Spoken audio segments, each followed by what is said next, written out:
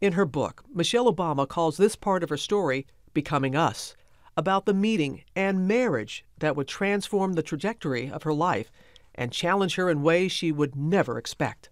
You ready to talk about Barack? Who? You ready to talk about While their mutual affection has always been on display, now for the first time, Michelle is opening up about parts of their marriage she held deeply private for years. First, infertility. She writes, "It turns out that even two committed go-getters with a deep love and robust work ethic can't will themselves into being pregnant." She did get pregnant, but then weeks later, she miscarried. I felt lost and alone, and I felt like I failed because I didn't know how common miscarriages were, because we don't talk about it. We sit in our own pain, thinking that somehow we're broken. She reveals that it was with the help of infertility treatments that Malia and then Sasha were finally conceived.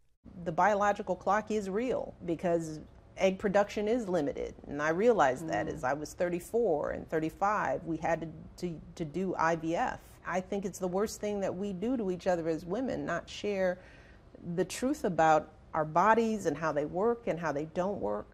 And for the first time, she shares details about how the stress of their hectic schedules infiltrated their marriage. You write about at one point in your marriage that you and Barack went to marriage counseling. Why did you think it was important to share that?